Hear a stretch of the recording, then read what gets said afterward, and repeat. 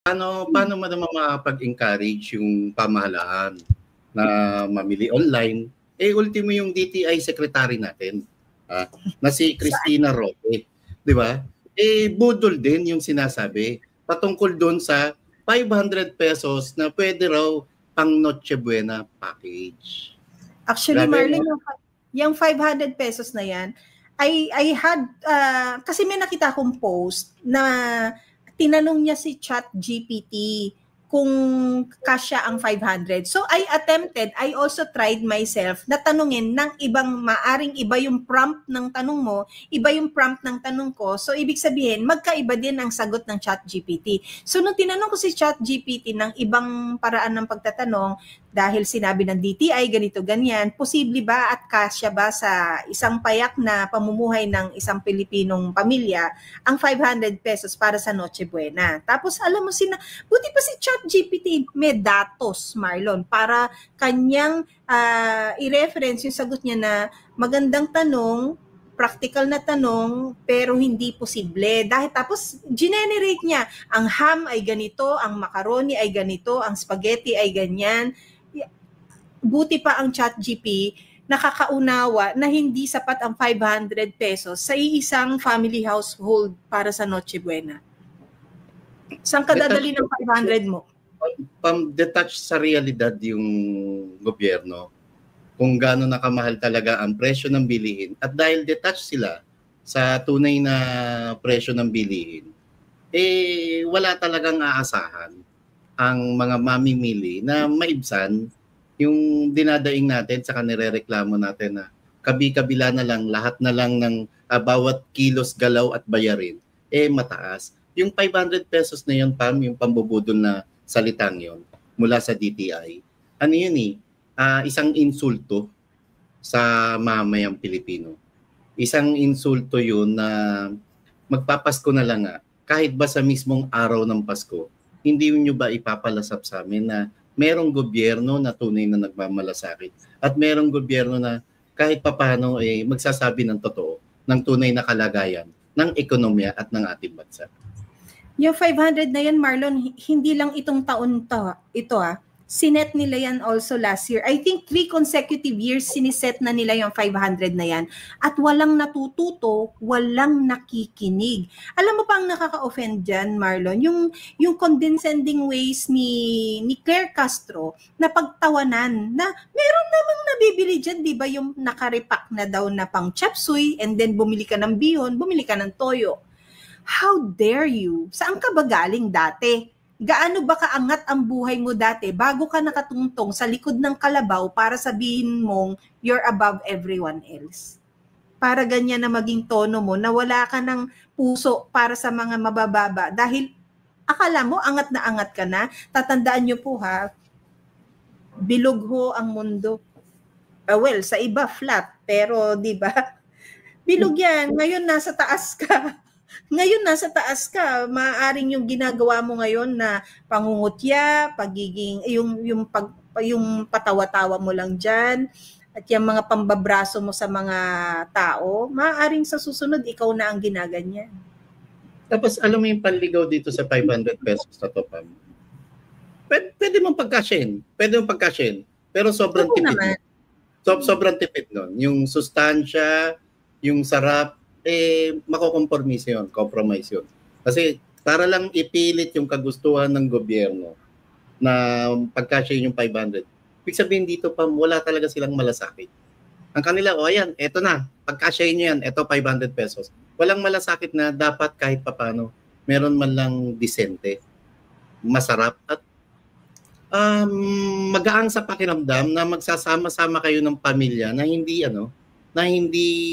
sana sa mismong araw man lang ng Pasko, hindi nila tinipid ang sarili sa isa't isa.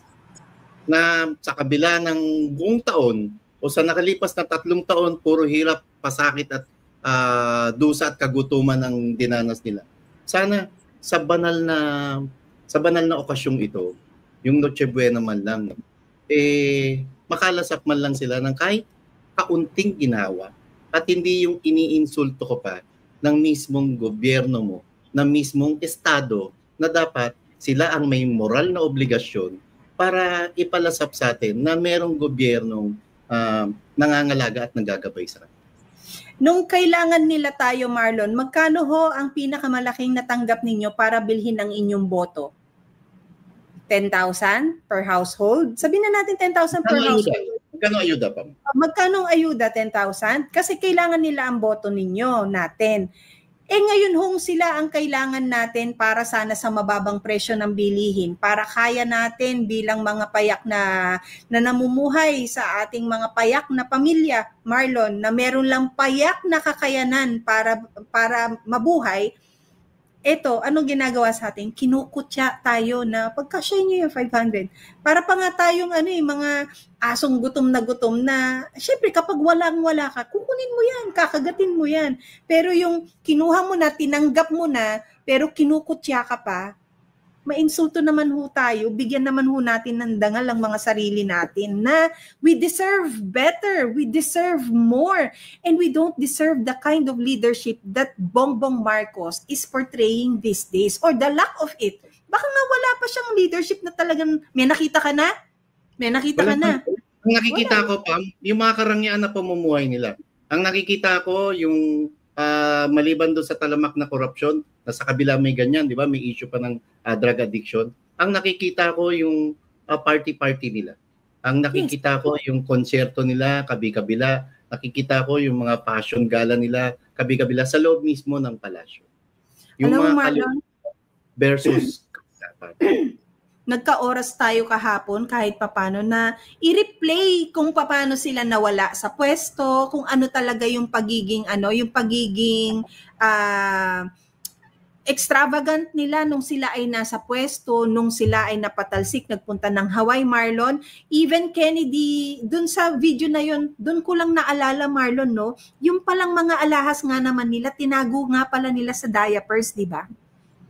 Nakarolyo yan, sa diapers. Tapos, ang sabi daw ng parang US government na parang they were running for their lives, pero ang lahat ng kanilang mga binitbit yung mga lucrative items such as yung paintings, tapos yung parang money na $1 million worth na naka-attache case, yung mga alahas daw ni Imelda, mga titulo ng mga ari-arian, yun ang binitbit.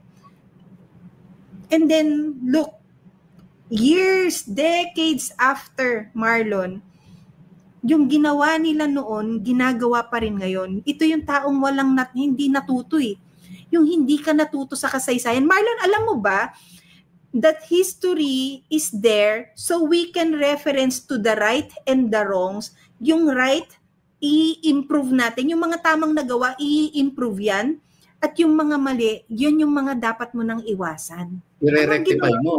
Iwasan mo, at i-rectify mo, itama mo. Yes. Ang problema, sa administrasyon ngayon, ng isang Marcos Jr., ginalingan niya pa.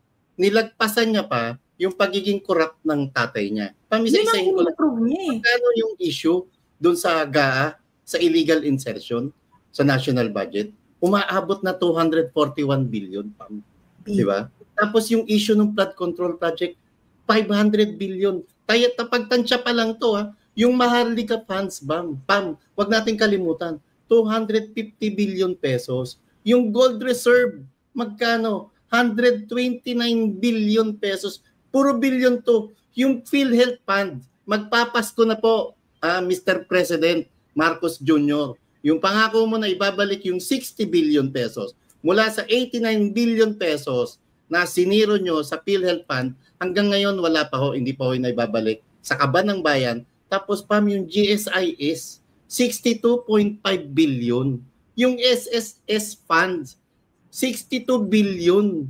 Yung Land Bank of the Philippines, 62 billion uli. Yung Development Bank of the Philippines funds, 62 billion. Tapos Pam, nakakalimutan natin yung small town lottery na lottery prize fund. Magkano nang napakawala nila? 14.370 billion pesos.